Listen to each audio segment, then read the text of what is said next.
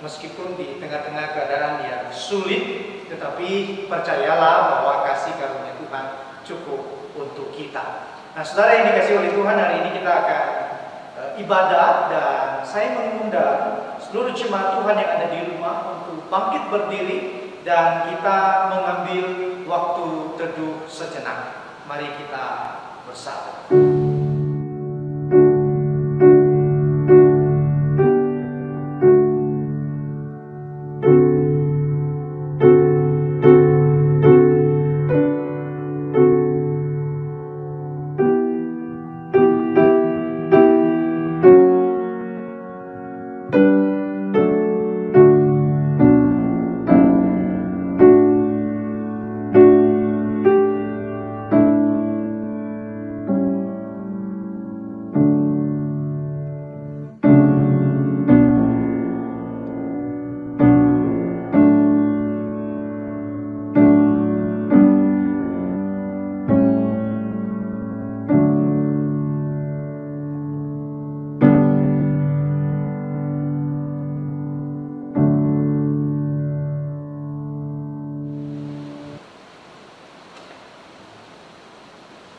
Ibadah kita pada pagi hari ini kita mulai dengan satu keyakinan bahwa pertolongan kita adalah dalam Tuhan yang menjadikan langit dan bumi.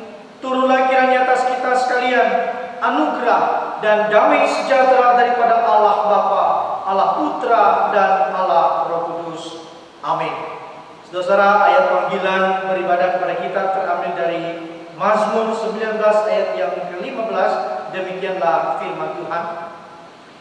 Mudah-mudahan Engkau berkenan akan ucapan mulutku dan renungan hatiku, ya Tuhan, gunung batuku dan penebusku.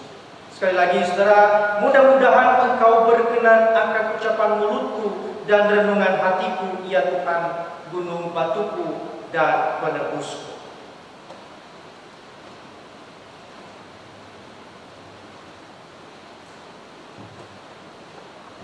Bapak Ibu Jemaat, mari kita naikkan pujian syukur kita di hadapan Tuhan. Kita menyanyikan lagu dari KPPK nomor 309, Bapa di Sorga, Hatiku Bersyukur. Bapa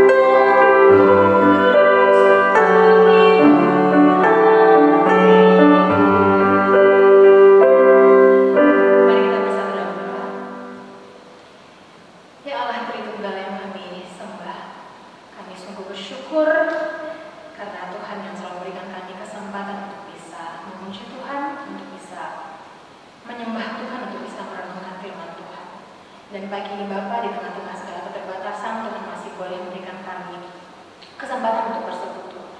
Dan biar kiranya Tuhan yang memberkati kebaktian ini, Tuhan yang memberkati ibadah kami, dan biar kiranya Tuhan yang berkenan atas setiap pujian dan penyembahan kami hadapan Tuhan.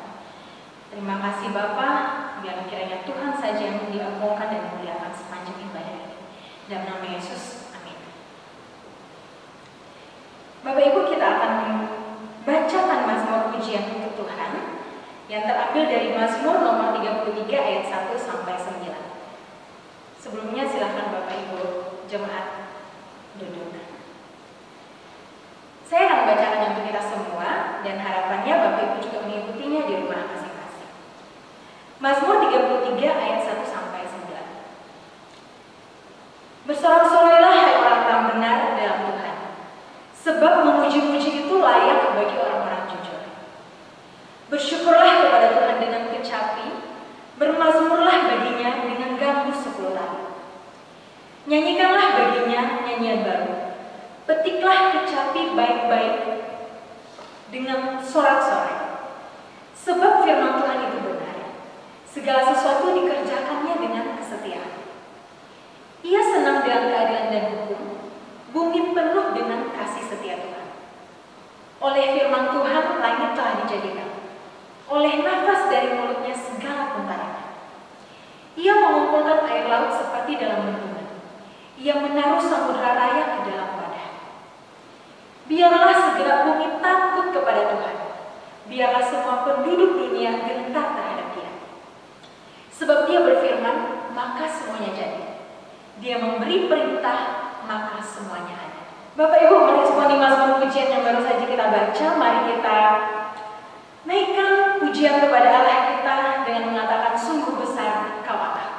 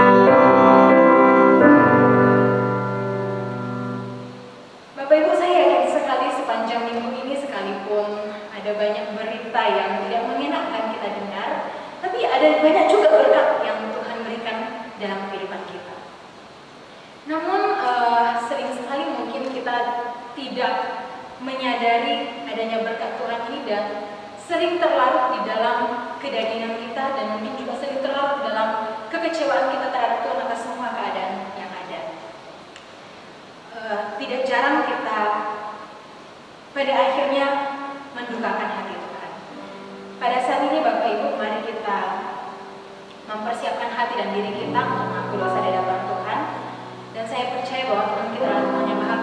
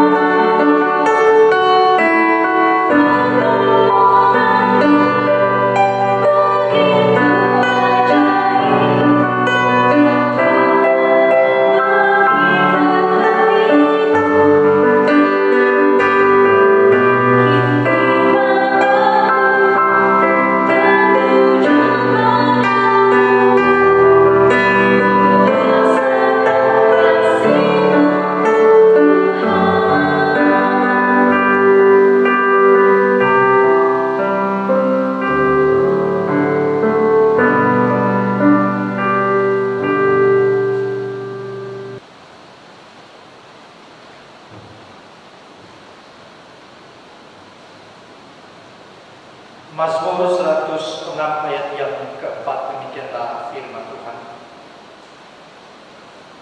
Ingatlah aku, ya Tuhan, demi kemurahan terhadap umat-Mu. Perhatikanlah aku demi keselamatan daripada. Mari saudara, kita datang di hadapan Tuhan untuk memohon belas kasihan-Nya. Mari kita datang dan berkata kepada Dia, ya Tuhan, ingatlah akan aku. Demi kemurahan-Mu, perhatikanlah umat-Mu atas seluruh keadaan dan kelemahan kita. Percayalah bahwa kasih karunia Tuhan cukup atas kita sekalian. Mari kita datang untuk memohon pengampunan dosa.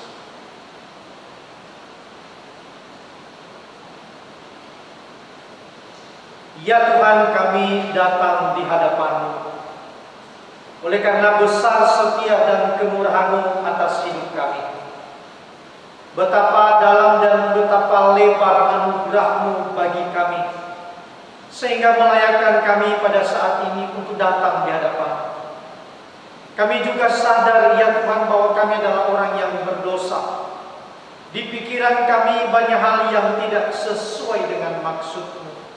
Kami melukai, kami memberontak terhadap kehendak-Mu, ya Tuhan.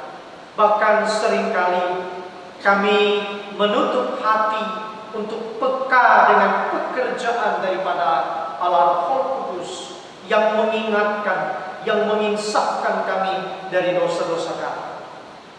Tuhan, kiranya Engkaulah yang mengampuni kami di dalam Yesus Kristus Allah kami, yang telah mati, bangkit dan hidup, dan memberikan kehidupan kepada kami. Dan kami bersyukur, ya Tuhan, pengampunan kami di dalam Yesus Kristus telah diselesaikan dengan tunai dan tuntas. Kematian dan kebangkitan itu memberikan kami kepastian bahwa kami telah diampuni di dalam Yesus Kristus Allah kami.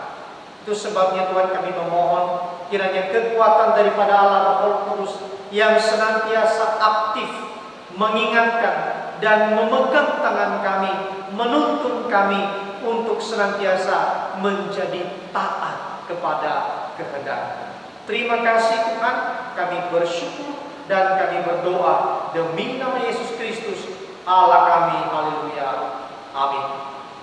Saudara, janji pengampunan terambil dari 1 Yohanes pasal yang keempat ayat yang ke-9. Demikianlah firman Tuhan.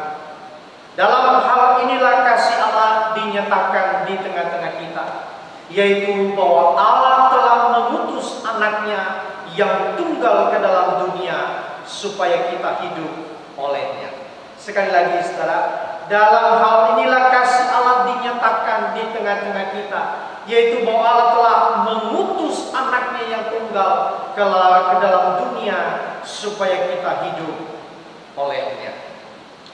Saudara, biarlah kebenaran firman Tuhan itu menguatkan hati kita, sehingga kita senantiasa untuk hidup di dalam kasih satu dengan yang lain.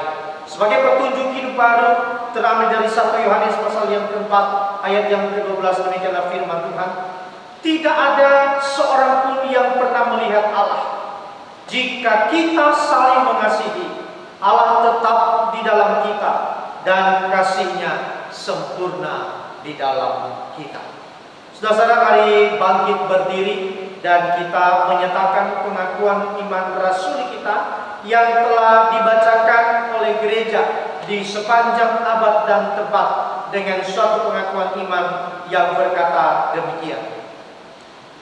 Aku percaya kepada Allah, Bapa yang Maha Kuasa, Kali langit dan bumi, dan kepada Yesus Kristus, anaknya yang tunggal Tuhan kita, yang dikandung daripada Roh Kudus, lahir dari anak darah Maria, yang menderita sengsara di bawah pemerintahan Pontius Pilatus, disalibkan, mati dan dikuburkan, turun ke dalam kerajaan maut, pada hari yang ketiga bangkit pula dari antara orang mati, naik ke surga, duduk di sebelah kanan Allah Bapa yang Maha Kuasa, Dan dari sana ia akan datang untuk menghakimi orang yang hidup dan yang mati. Aku percaya kepada Roh Kudus, gereja yang kudus dan am, persekutuan orang kudus, pengampunan dosa, kebangkitan tubuh, dan hidup yang kekal. Amin. Jemaat duduk kembali.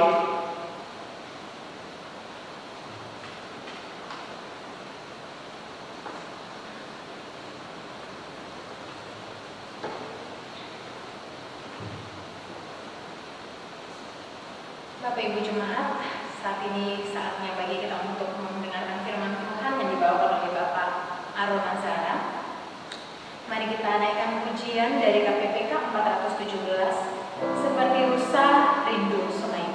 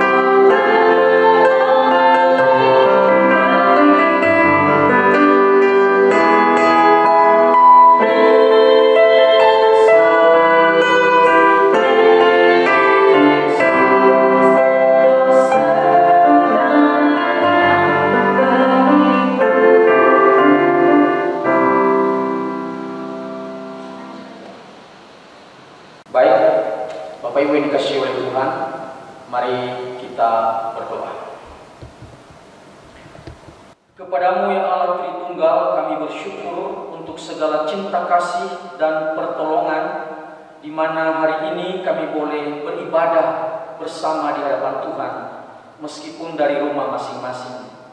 Satu hal yang pasti bahwa anugerah Tuhan selalu nyata di dalam hidup kami. Terbukti saat ini kami masih diberi kesempatan untuk belajar kebenaran firman. Tuhan tolong kami dalam kesempatan ini. Kami rindu untuk mendengarkan kebenaran firman, dan tolonglah hamba-Mu ini supaya menjadi saluran berkat bagi jemaat. Kami berdoa hanya di dalam nama Tuhan kami Yesus Kristus. Amin. Bapak Ibu dan Saudara yang dikasihi oleh Tuhan, kita belajar satu bagian firman Tuhan yang terambil dari Injil Lukas pasal 10 ayat 25 sampai dengan ayatnya yang ke-37. Saya akan bacakan dan Bapak Ibu sekalian mengikutinya di dalam hati. Pada suatu kali berdirilah seorang ahli Taurat untuk mencoba Yesus. Katanya, "Guru, apa yang harus kuperbuat untuk memperoleh hidup yang kekal?" Jawab Yesus kepadanya, "Apa yang tertulis dalam hukum Taurat? Apa yang kau baca di sana?" Jawab orang itu, "Kasihilah Tuhan Allahmu dengan segenap hatimu, dan dengan segenap jiwamu, dan dengan segenap kekuatanmu, dan dengan segenap akal budimu, dan kasihilah sesamamu manusia seperti dirimu sendiri." Kata Yesus kepadanya, "Jawabanmu itu benar, perbuatlah demikian, maka engkau akan hidup." Tetapi untuk membenarkan dirinya, orang itu berkata kepada Yesus, "Dan siapakah sesamaku manusia?" Jawab Yesus, "Adalah seorang yang turun dari Yerusalem ke Yeriko. ia jatuh ke tangan penyamun-penyamun yang bukan saja merampoknya habis-habisan, tetapi yang juga memukulnya, dan yang sesudah itu pergi meninggalkannya setengah mati. Kebetulan ada seorang imam turun melalui jalan itu. Ia melihat orang itu, tetapi ia melewatinya dari seberang jalan. Demikian juga seorang Lewi datang ke tempat itu.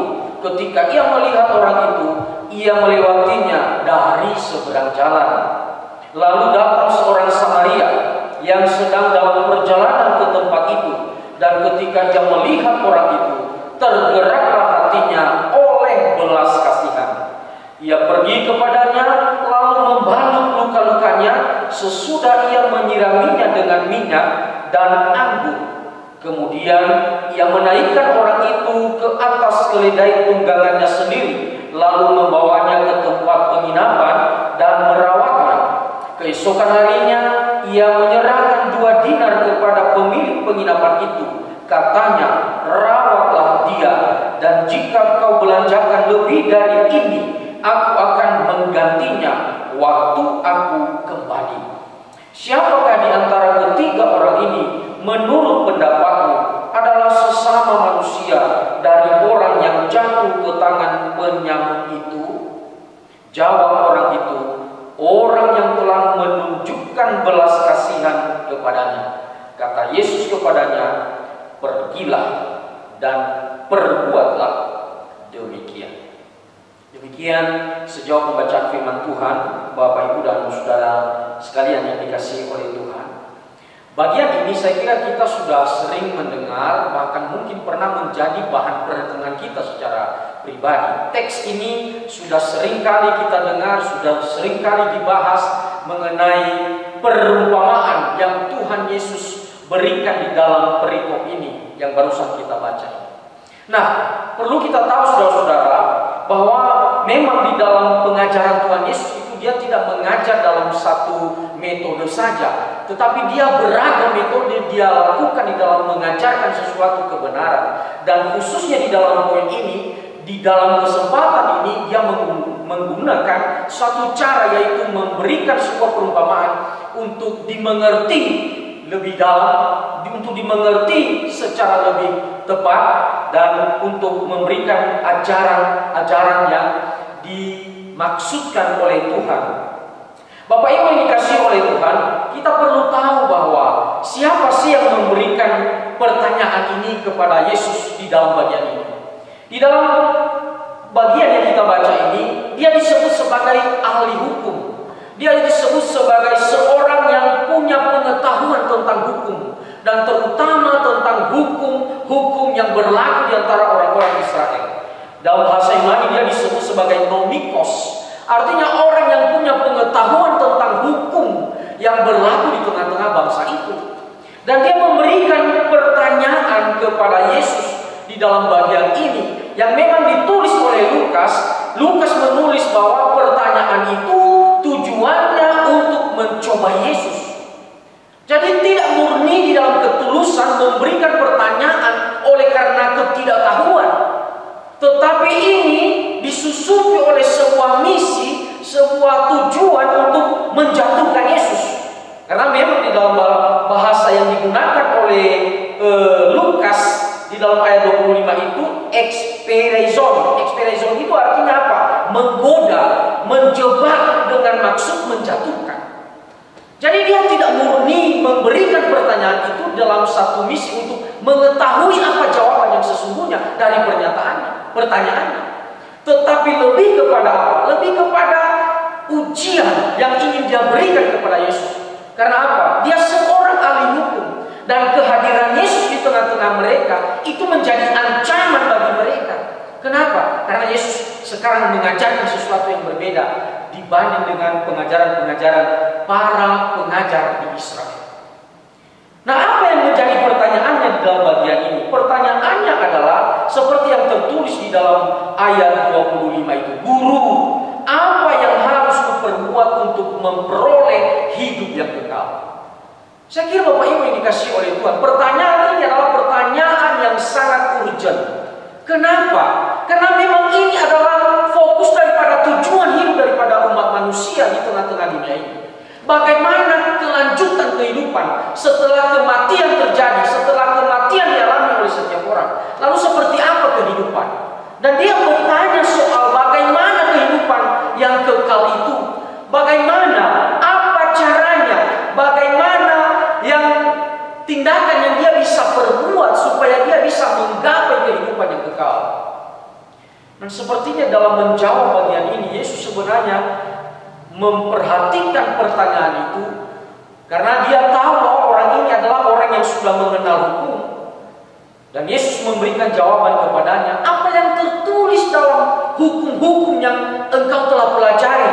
Ya, coba kita lihat ya di dalam ayat yang ke-26. Jawab Yesus kepadanya, apa yang tertulis dalam hukum Taurat? Apa yang kau baca di sana? Jadi secara tidak langsung Yesus sedang menegur si ahli hukum ini. Apa yang dikatakan oleh Yesus? Anda kan tahu, Anda kan sudah belajar, bahkan Anda adalah pengajar. Anda sudah tahu seluk-beluk daripada hukum-hukum Musa itu, hukum yang berlaku di antara engkau. Dan Yesus memberikan pertanyaan balik kepada orang ini. Apa yang tertulis di sana, di dalam hukum-hukum yang telah engkau percayai? Dan Bapak Ibu yang dikasihi oleh Tuhan, ya, pertanyaan balik yang diungkapkan Yesus itu membuat orang ini harus mengakui apa yang tertulis memang di dalam hukum Taurat. Dan dia menjawab, memberikan jawaban. Kasihilah Tuhan Allahmu dengan segenap hatimu, dan dengan segenap jiwamu, dan dengan segenap kekuatanmu, dan dengan segenap akal budimu, dan kasihilah sesamamu manusia seperti dirimu sendiri. Apa kata Yesus? Respons daripada Yesus menjawab, ya, dalam ayatnya yang ke-29. Jawabmu itu benar. Sekali lagi, jawabmu itu benar. Artinya apa? Secara teori engkau punya pengertian yang benar. Secara teori, secara pemahaman di dalam otak, di dalam pikiranmu itu, jawabanmu itu adalah sesuatu yang benar. Karena memang itu jawabannya. Kasihilah Tuhan Allahmu dan kasihi juga sesamamu. Karena seluruh isi atau inti daripada hukum Taurat itu terwujud di dalam dua hal ini. Mengasihi Allah dan mengasihi sesama.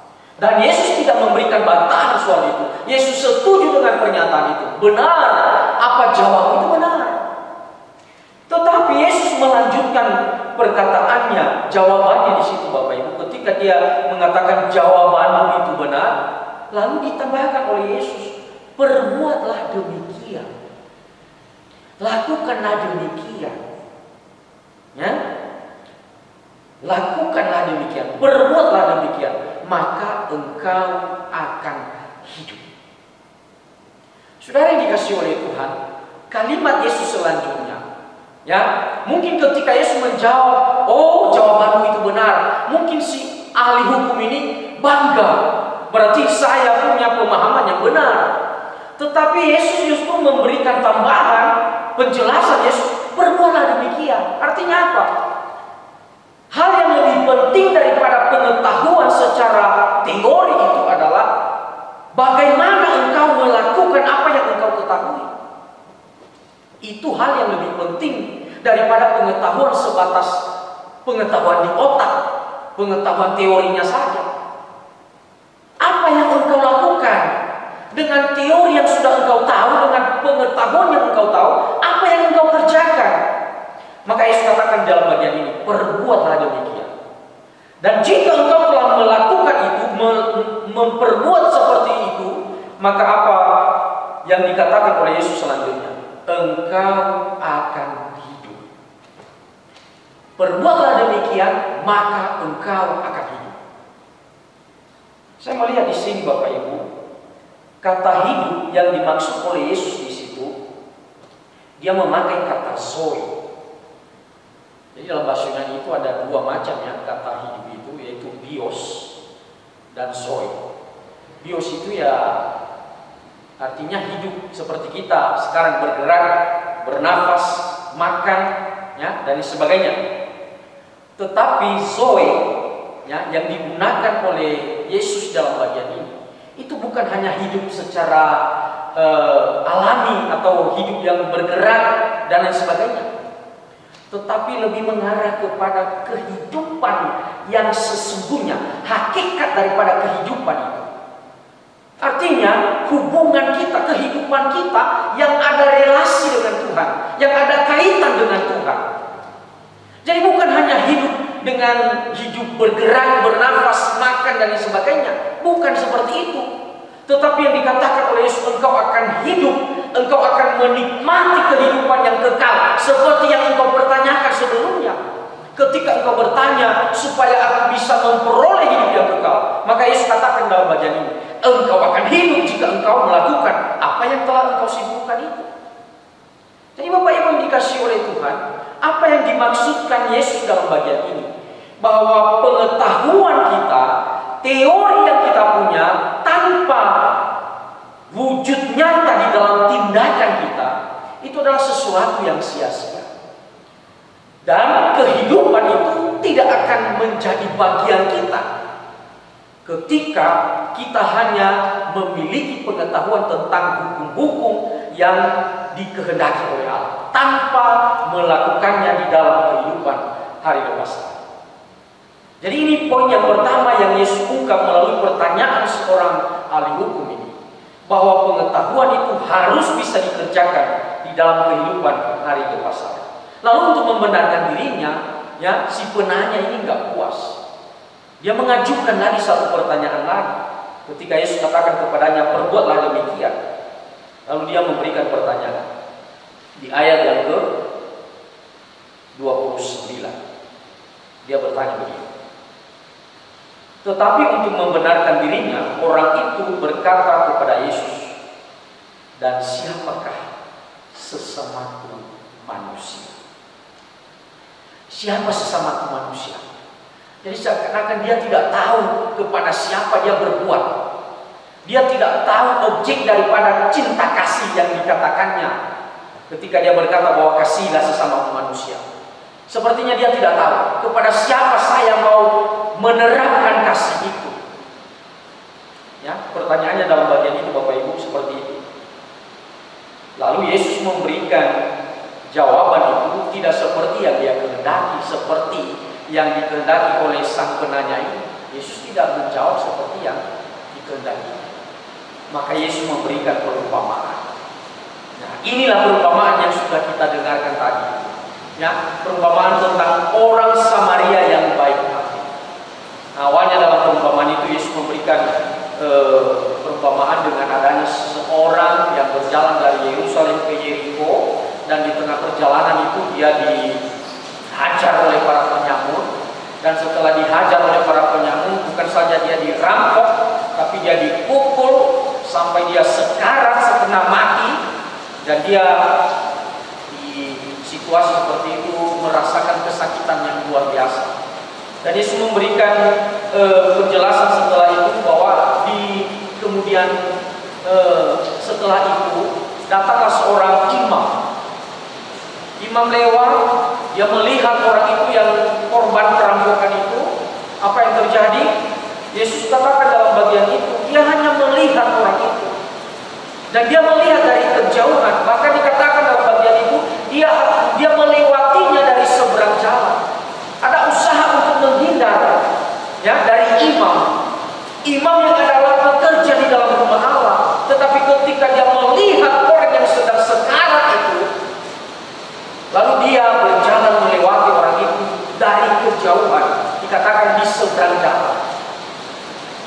Kemudian Bapak Ibu yang dikasihi oleh Tuhan, yang kedua, lewatlah seorang Lewi. Nah, kita tahu juga Lewi juga, keturunan Lewi juga adalah orang-orang juga yang terlibat di dalam pelayanan kepada Allah. Dan apa yang terjadi? Persis sama seperti apa yang dilakukan oleh imam. Si Lewi ini juga melewati orang yang sedang sekarat itu di kejauhan, dikatakan juga dari seberang jalan, sama persis. Artinya apa? Orang-orang ini adalah orang-orang yang dalam kasat mata orang-orang Yahudi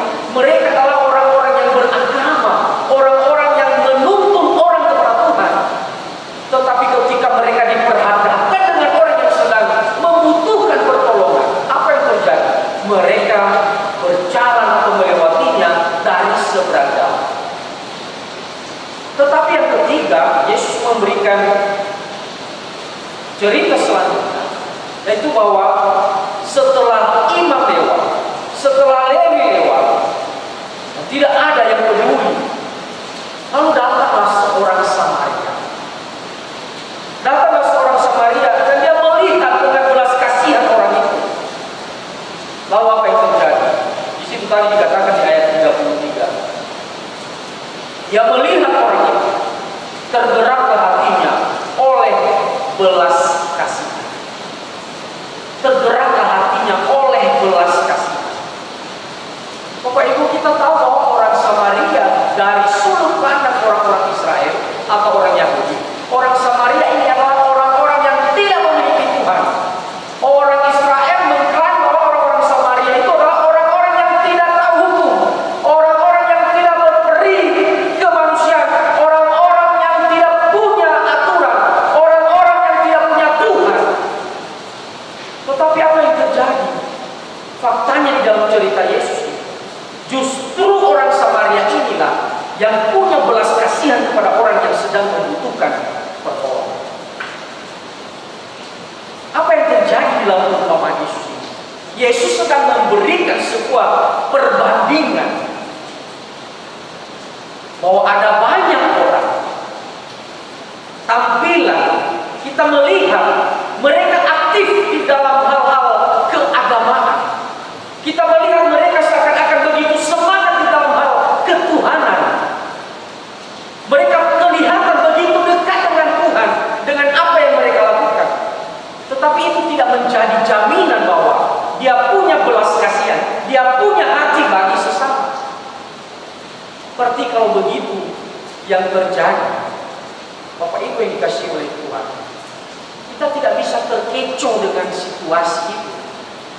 Orang-orang Israel kadang-kadang, Bapak Ibu, mereka itu menganggap keberadaan sebagai bangsa pilihan itu dianggap sebagai bentuk, ya, dianggap sebagai sesuatu di mana mereka merasa lebih tinggi daripada orang lain.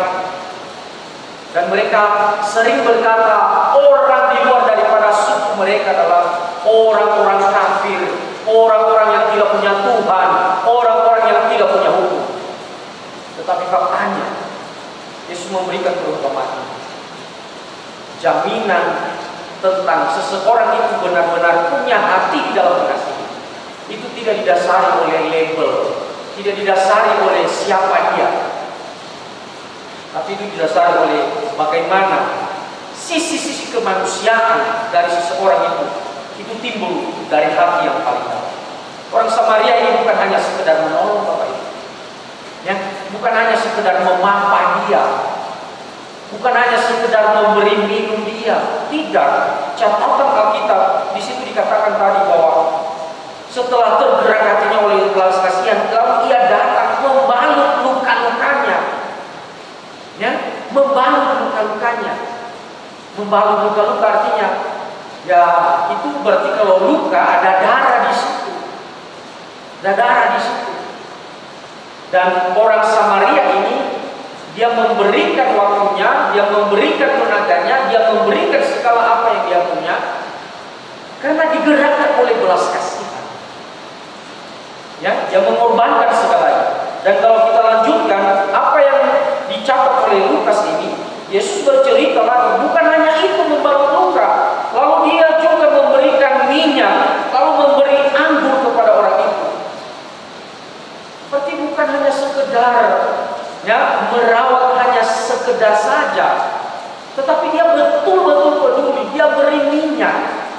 Minyak waktu itu adalah sarana atau obat yang sangat berguna untuk membantu orang yang sedang di dalam rasa sakit, ya. Jadi dia memberikan itu. Bahkan kita melihat cerita selanjutnya bahwa dia mengurus semua penginapannya, mengurus orang itu sebaik mungkin, membawa ke tempat penginapan, dan dia berani membayar harga untuk kesembuhan daripada orang itu. Dan itu siapa yang buat? Itu yang buat adalah orang Samaria, yang diklaim sebagai orang yang tidak bertuhan, orang yang tidak punya hukum, orang yang tidak beragama. Bapak Ibu yang dikasihi oleh Tuhan, lalu setelah cerita itu, Yesus bertanya kembali kepada sang penanya. Dari antara ketiga orang itu, sesuai dengan cerita yang sudah saya ceritakan, siapakah yang menjadi sesama bagi orang yang sedang membutuhkan pertolongan? Lalu dengan percaya diri, si penanya ini tadi di ayat 37, jawab orang itu, orang yang telah menunjukkan belas kasihan kepadanya. Siapa itu? Siapa yang menunjukkan belas kasihan kepada orang yang sedang sekarat itu? Korban daripada penyakit. Siapa? Ya sudah jelas, itu adalah orang Samaria. Lalu Yesus menimbangi, meresponi pernyataannya ketika dia bicara orang yang telah menunjukkan belas kasihan kepada Yesus menjawab, pergilah dan perbuatlah. Bapak Ibu yang dikasihi oleh Tuhan, sebenarnya dalam poin ini, dalam perumpamaan yang disampaikan oleh Yesus, dan ingin Yesus koreksi dari orang ini adalah bahwa jangan bertanya tentang siapa objek di mana saya ingin menumpahkan belas kasihan saya. Bukan seperti itu pertanyaannya. Bukan bertanya siapa orang yang layak menerima belas kasihan dari saya. Bukan seperti itu pertanyaannya. Jangan bertanya tentang objek belas kasihan itu. Jangan. Tetapi pertanyaan yang paling penting adalah apakah engkau, apakah saya sudah menjadi sesama bagi orang lain? Makanya Yesus dalam bagian ini mengatakan kepadanya, berbuatlah, berbuatlah, berbuatlah. Memang kalau kita harus jujur Bapak Ibu, semua apa yang diajarkan oleh Yesus, semua apa yang diajarkan oleh Yesus, kalau kita melihat rupanya di buku, itu tetap bermuara kepada satu hal. Apa itu? Berbuatlah, berbuatlah. Apa yang kita ketahui tentang Tuhan, berbuatlah. Jadi si ahli hukum ini atau orang ini di dalam pertanyaannya, di dalam pengetahuannya tentang hukum ini, dia hanya punya pengetahuan sebatas pengetahuan di dalam pikiran saja. Tetapi untuk menyatakannya di dalam kehidupan hari-hari, mereka harus belajar lagi. Oleh sebab itu, Bapak Ibu yang dikasihi oleh Tuhan, apa yang menjadi pertanyaan juga bagi kita? Seperti tema kita pada hari ini, siapakah sesama manusia? Mari kita ubah pertanyaan kita sekarang.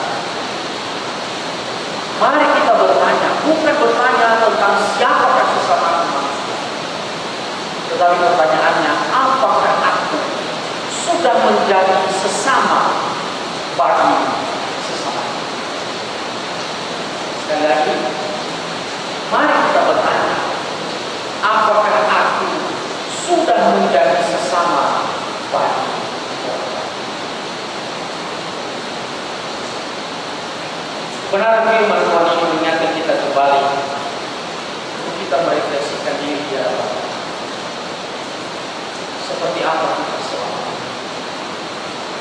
Jangan-jangan kehidupan kegerejaan kita hanya tampak dari luar saja bahwa kita adalah orang-orang yang beriman. Tetapi untuk mengejawantahkan keberadaan iman kita itu kepada banyak orang, mungkin kita harus belajar lagi. Mungkin kita harus berani untuk melakukannya. Dan jangan bertanya tentang siapa orang-orang yang adalah sesama bagi kita. Sesama kita sudah ada di dalam kita. Sesama kita ada di sekitar kita. Dan sebenarnya apa yang Yesus katakan dalam bagian ini adalah semua orang, tanpa membedakan ras, tanpa membedakan golongan, tanpa membedakan suku dan lain sebagainya. Ketika Jika orang itu butuh pertolongan, maka carilah sesama. Bagaimana supaya bisa menjadi sesama bagi dia? Ya hadirlah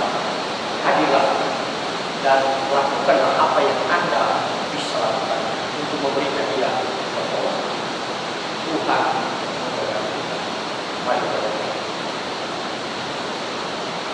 Terima kasih Bapa yang di surga untuk kebenaran firman yang boleh kami dengar, dan biarlah Tuhan boleh menuntun kami untuk kami bisa melakukan kebenaran firman ini di dalam kehidupan kami hari ini. Di dalam nama Tuhan kami Yesus Kristus kami berdoa. Amin. Bapak Ibu, mari kita persiapkan persembahan kita yang terbaik dari kita, dan kita naikkan pujian kasih yang sempurna.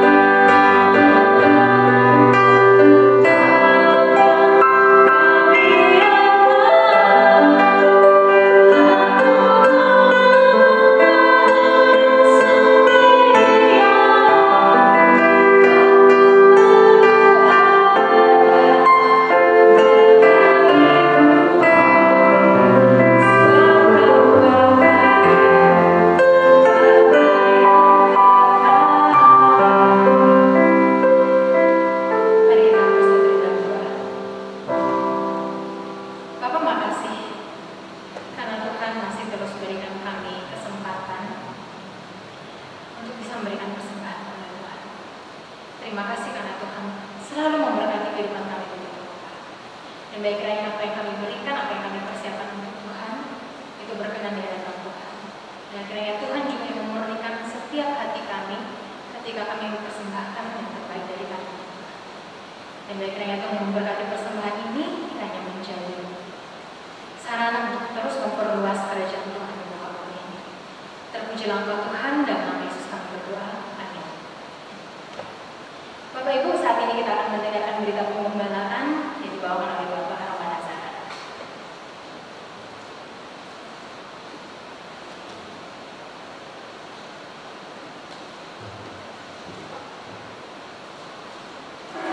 Saudara, kita terus memohon belas kasihan daripada Tuhan untuk kondisi yang sedang terjadi di khususnya di Indonesia.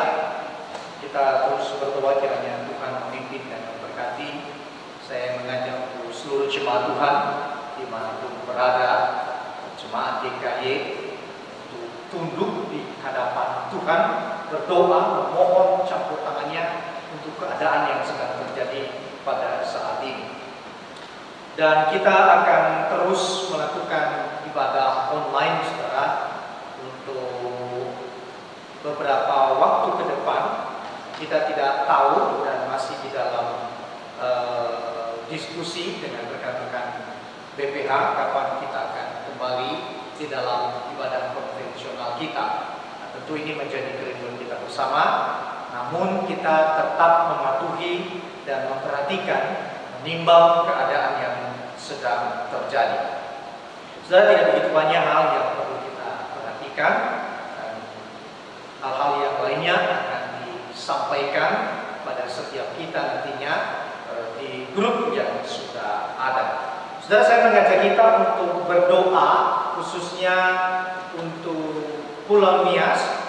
Kita memohon kiranya anugerah Tuhan cukup, khususnya bagi tim medis dan juga masyarakat dan juga pasien COVID-19 yang sudah terpapar dan juga keluarga yang sedang berduka barangkali.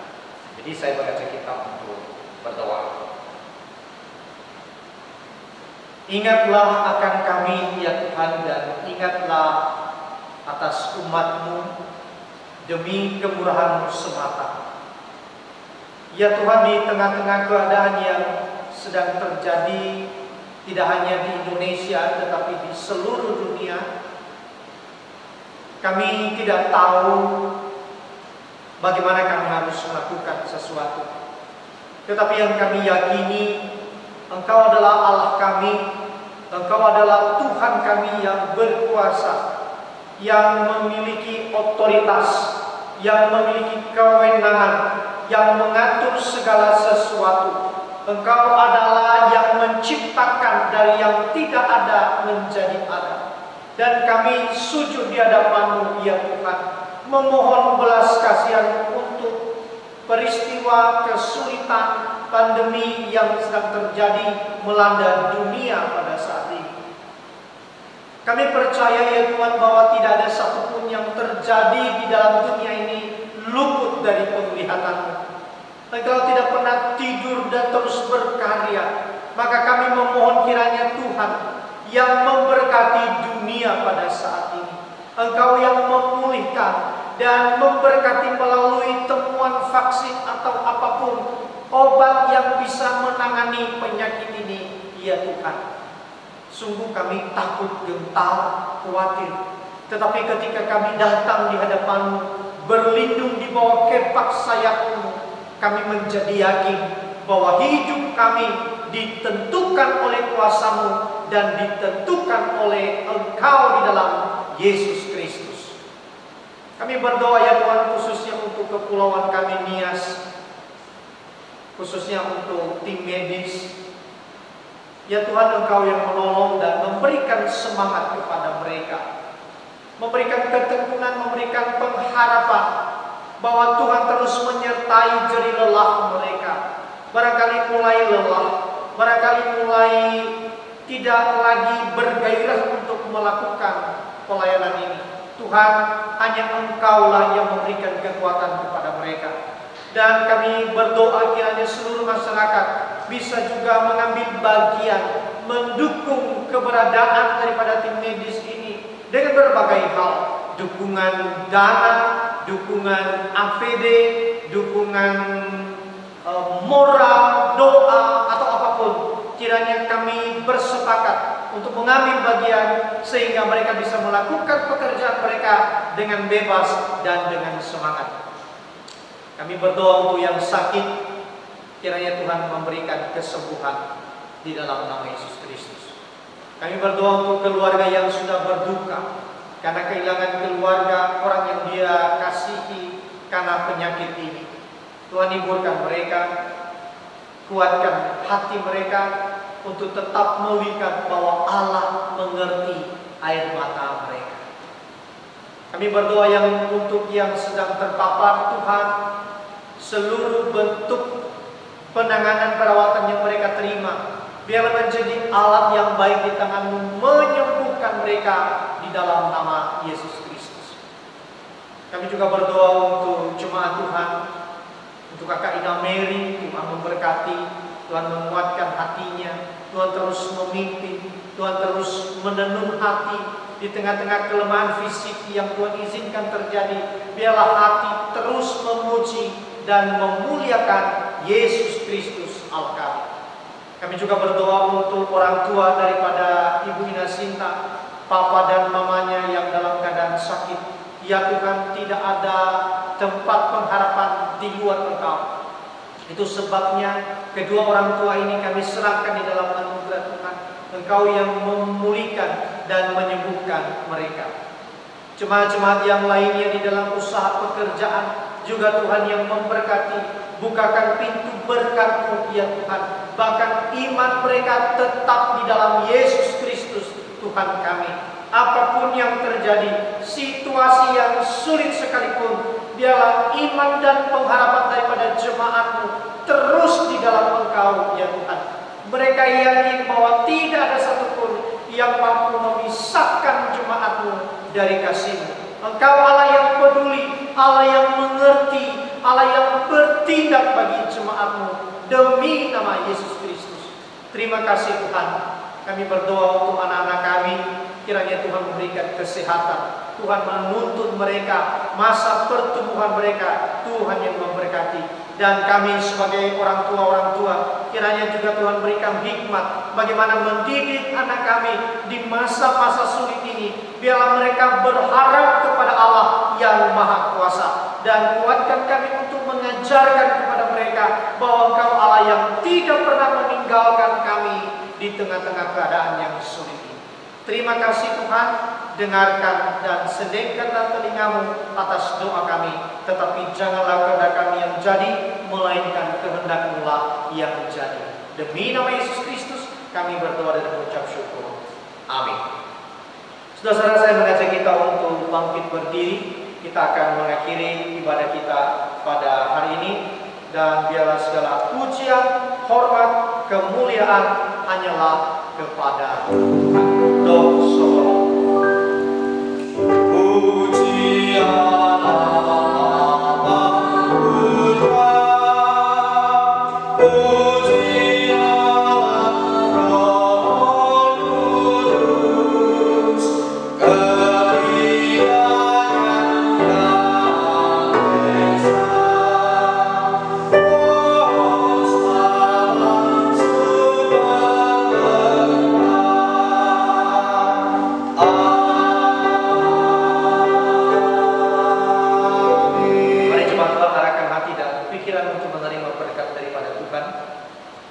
Kiranya sejahtera daripada Allah Bapa turun atas kita sekalian. Kiranya juga kelegaan daripada Yesus Kristus senantiasa menguasai dan mendominasi kehidupan kita. Dan kiranya penghiburan, penginsafan daripada Allah Roh Kudus senantiasa hidup di dalam hidup kita hingga kita berjumpa dengan Kristus Yesus, kekasih jiwa kita. Doa berkat ini mulai pada hari ini sampai selama-lamanya. Amin.